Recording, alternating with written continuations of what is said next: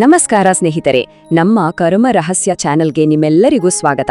ದಯವಿಟ್ಟು ಈಗಲೇ ಸಬ್ಸ್ಕ್ರೈಬ್ ಮಾಡಿ. ಇವತ್ತು ನಾವು ಮಾತನಾಡ್ತಿರೋದು ಬರೀ ಕಟ್ಟುಕಥೆ ಅಲ್ಲ, ಮನುಷ್ಯನ ಆತ್ಮದ ಬಗ್ಗೆ ವಿಜ್ಞಾನಿಗಳೇ ದಂಗಾಗಿ ಒಪ್ಪಿಕೊಂಡಿರೋ ಅತಿ ದೊಡ್ಡ ನೈಜ ಸತ್ಯದ ಬಗ್ಗೆ. ಇದು ಮನುಷ್ಯನ ಜನ್ಮದ ಬಗ್ಗೆ ನಿಮ್ಮೆಲ್ಲರ ನಂಬಿಕೆಗಳನ್ನೇ ಸಂಪೂರ್ಣವಾಗಿ ಬದಲಾಯಿಸಲಿದೆ. ಸ್ವಲ್ಪ ಯೋಚನೆ ಮಾಡಿ ಸ್ನೇಹಿತರೆ. 2-3 ವರ್ಷದ ಒಂದು ಪುಟ್ಟ ಮಗು ತನ್ನ ಮನೆಯ ಬಾಗಿಲಲ್ಲಿ ನಿಂತ್ಕೊಂಡು ಈ ಜನ್ಮದಲ್ಲಿ ಹಿಂದೆಂದೂ ನೋಡಿರದ ಅಪರಿಚಿತರನ್ನ ನೋಡಿ ಇದೇ ನನ್ನ ನಿಜವಾದ ಕುಟುಂಬ ಅಂತ ಹೇಳಿದ್ರೆ ಹೇಗಿರುತ್ತೆ? ಶಾಕ್ ಆಗುತ್ತಲ್ವಾ? ಹೌದು, ಇದು ಹಾಲಿವುಡ್ ಸಿನಿಮಾದ ಕಥೆ ಖಂಡಿತ ಅಲ್ಲ. ಐತಿಹಾಸಿಕವಾಗಿ ದಾಖಲಾದ, ವಿಜ್ಞಾನಿಗಳು ಕೂಡ ತಲೆದೂಗಿದ ಅಸಾಧಾರಣ ನೈಜ ಘಟನೆ ಇದು. ಬನ್ನಿ ಈ ವಿಸ್ಮಯದ ಹಿಂದಿನ ರಹಸ್ಯವನ್ನ ಈಗ ಬಿಡಿಸಿಡೋಣ. ಭಾಗ 1, ಪುನರ್ಜನ್ಮದ ಒಂದು ಅಚ್ಚರಿಯ ಸತ್ಯ. ಭಾಗ 2, ಶಾಂತಿದೇವಿಯ ಐತಿಹಾಸಿಕ ರೋಮಾಂಚಕ ಕಥೆ. ಸ್ನೇಹಿತರೆ, 1930ರ ದಶಕದ ದೆಹಲಿ. ಇಡೀ ಪ್ರಪಂಚವೇ ನಿಬ್ಬೆರಗಾಗಿ ನೋಡಿದ ಐತಿಹಾಸಿಕ ಘಟನೆ ಶುರುವಾಗಿದ್ದೇ ಇಲ್ಲಿ. ಕೇವಲ 4 ವರ್ಷದ ಪುಟ್ಟ ಮಗು ಶಾಂತಿದೇವಿ. ಅವಳು ತನ್ನ ತಂದೆ ತಾಯಿಯ ಬಳಿ ಪದೇ ಪದೇ ಒಂದು ಮಾತು ಹೇಳ್ತಾಳೆ: ನನ್ನ ಗಂಡ, ನನ್ನ ಮಗ ಮಥುರಾದಲ್ಲಿದ್ದಾರೆ ಅಂತ. ಅಷ್ಟೇ ಅಲ್ಲ, ತನ್ನ ಗಂಡನ ಮುಖದ ಮೇಲಿರೋ ಮಚ್ಚೆ, ಆತನ ಕನ್ನಡಕ, ಮಥುರಾದ ದ್ವಾರಕಾಧೀಶ ದೇವಸ್ಥಾನದ ಮುಂದಿರೋ ಅವರ ಬಟ್ಟೆ ಅಂಗಡಿ, ಒಂದೇ ಎರಡೇ ಪ್ರತಿಯೊಂದು ಸೂಕ್ಷ್ಮ ವಿಚಾರವನ್ನು ಎಳೆಯಾಗಿ ಬಿಡಿಸಿಡ್ತಾಳೆ. ಆ ಮಗುವಿನ ಮಾತುಗಳಲ್ಲಿ ಎಂಥ ಭಯಾನಕ ಖಚಿತತೆ ಇತ್ತಂದ್ರೆ ಪೋಷಕರಿಗೆ ಅಕ್ಷರಶಃ ನಡುಕು ಹುಟ್ಟಿಸ್ಬಿಟ್ಟು.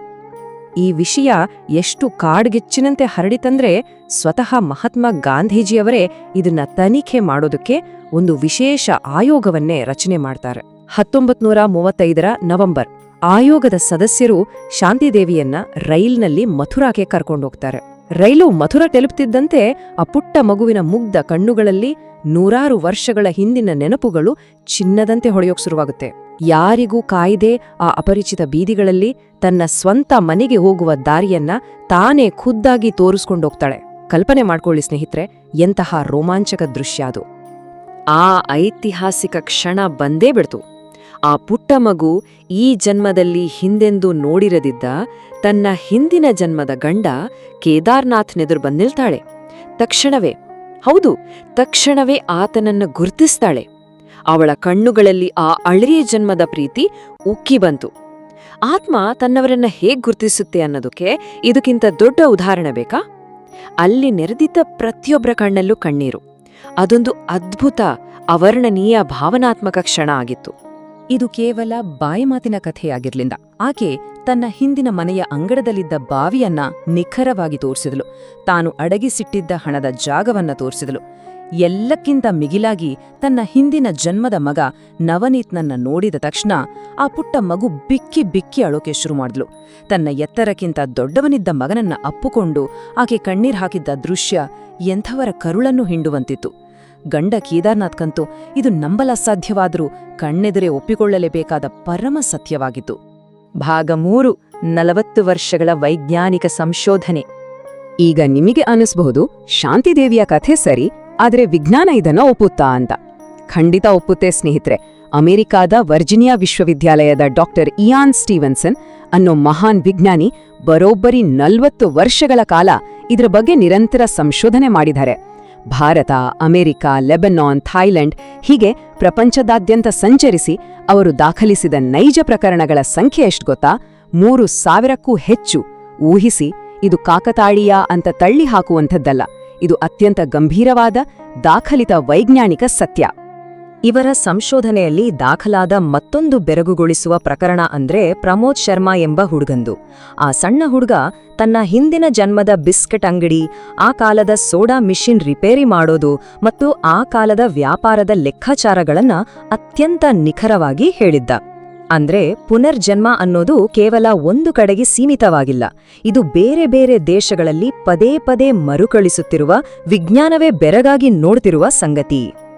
ಆದರೆ ಸ್ನೇಹಿತರೆ, ಇಂಥ ಘಟನೆಗಳು ನಡೆದಾಗ ಅಲ್ಲಿನ ಆ 2 ಕುಟುಂಬಗಳ ಮಾನಸಿಕ ಸ್ಥಿತಿ ಹೇಗಿರುತ್ತೆ ಅಂತ ಒಮ್ಮೆ ಯೋಚಿಸಿ. ಹಿಂದಿನ ಜನ್ಮದ ಕುಟುಂಬಕ್ಕೆ ಎಷ್ಟೋ ವರ್ಷಗಳ ಹಿಂದೆ ಕಳೆದುಕೊಂಡ ಪ್ರೀತಿ ಪಾತ್ರರು ಮತ್ತೆ ಸಿಕ್ಕರು ಅನ್ನೋ ಆಶ್ಚರ್ಯ, ಜೊತೆಗೆ ಹಳೆಯ ಗಾಯದ ದುಃಖ.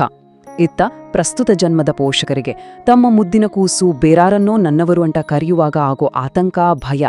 ಈ ಎರಡು ಕುಟುಂಬಗಳ ನಡುವೆ ಬೆಸೆಯುವ ಆ ಆತ್ಮದ ದಾರ ಇದೆಯಲ್ಲ, ಅದು ಅತ್ಯಂತ ಸೂಕ್ಷ್ಮ, ಸಂಕೀರ್ಣ ಮತ್ತು ಅಷ್ಟೇ ಪವಿತ್ರವಾದದ್ದು.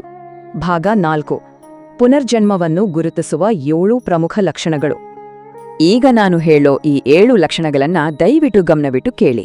ಅದರಲ್ಲೂ ಸಣ್ಣ ಮಕ್ಕಳಿರೋ ಪೋಷಕರು ಖಂಡಿತ ಕೇಳಲೇಬೇಕು. ವಿಜ್ಞಾನಿಗಳು ಪತ್ತೆ ಮಾಡಿರೋ ಲಕ್ಷಣಗಳಿವು. 1. ಮಕ್ಕಳು 2 ವಯಸ್ಸಿನಿಂದ 5 ವರ್ಷದೊಳಗಿರುವಾಗ ಈ ನೆನಪುಗಳನ್ನ ಹೇಳೋಕೆ ಶುರು ಮಾಡ್ತಾರೆ. 2. ಅವರಿಗೆ 7 ವರ್ಷ ತುಂಬುತ್ತಿದ್ದಂತೆ ಆ ನೆನಪುಗಳು ನಿಧಾನವಾಗಿ ಮರೆಯಾಗ್ತವೆ.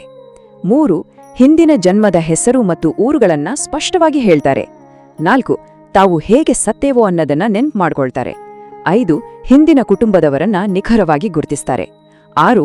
ಅತ್ಯಂತ ಆಶ್ಚರ್ಯ ಅಂದ್ರೆ ಹಿಂದಿನ ಜನ್ಮದ ಗಾಯಗಳೇ ಈ ಜನ್ಮದಲ್ಲಿ ಜನ್ಮಮಚ್ಚೆಗಳಾಗಿರ್ತವೆ ಅನ್ನೋದು ವೈದ್ಯಕೀಯವಾಗಿ ಸಾಬೀತಾಗಿದೆ. ಮತ್ತು 7. ನೀರು, ಬೆಂಕಿ ಅಥವಾ ವಾಹನಗಳ ಬಗ್ಗೆ ವಿಚಿತ್ರವಾದ ಭಯ ಆ ಮಕ್ಕಳಲ್ಲಿ ಕಾಣಿಸುತ್ತೆ. ಭಾಗ 5.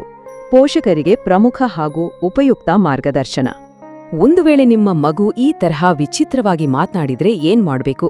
ವರ್ಜೀನಿಯಾ ವಿಶ್ವವಿದ್ಯಾಲಯದ ವಿಜ್ಞಾನಿಗಳು ಸ್ಪಷ್ಟವಾದ ಮಾರ್ಗದರ್ಶನ ಕೊಟ್ಟಿದ್ದಾರೆ. ಮೊದಲನೆಯದಾಗಿ, ಮಗು ಮಾತನಾಡುವಾಗ ತಡಿಬೇಡಿ, ಮುಕ್ತ ಮನಸ್ಸಿನಿಂದ ಆಲಿಸಿ. ಎರಡನೇದಾಗಿ, ನೀವಾಗಿಯೇ ಪದೇ ಪದೇ ಪ್ರಶ್ನೆಗಳನ್ನ ಕೇಳಿ ಮಗುವನ್ನ ಗೊಂದಲ ಮಾಡಬೇಡಿ. ಮೂರನೇದಾಗಿ, ಮಗು ಹೇಳೋ ಪ್ರತಿಯೊಂದು ವಿಚಾರವನ್ನು ಒಂದು ಪುಸ್ತಕದಲ್ಲಿ ಬರೆದಿಡಿ. ನಾಲ್ಕನೇದಾಗಿ, ಇದೆಲ್ಲದರ ನಡುವೆಯೂ ಮಗುವಿನ ಪ್ರಸ್ತುತ ಜೀವನದ ಕಡೆಗೆ ಹೆಚ್ಚು ಗಮನ ಕೊಡಿ. ಮತ್ತು ಕೊನೆಯದಾಗಿ, ದಯವಿಟ್ಟು ಯಾವುದೇ ಕಾರಣಕ್ಕೂ ಎಳೆ ಮಗುವಿಗೆ ಹಿಪ್ನೋಟಿಸಂ ಅಂದರೆ ಸಂಮೋಹನ ಚಿಕಿತ್ಸೆ ಮಾಡಿಸಬೇಡಿ. ಇದು ಮಕ್ಕಳ ಮನಸ್ಸಿಗೆ ತುಂಬಾನೇ ಅಪಾಯಕಾರಿ ಅಂತ ವಿಜ್ಞಾನಿಗಳು ಎಚ್ಚರಿಸಿದ್ದಾರೆ. ಭಾಗ 6. ಆತ್ಮವು ಶಾಶ್ವತ ಎಂಬ ಸತ್ಯ.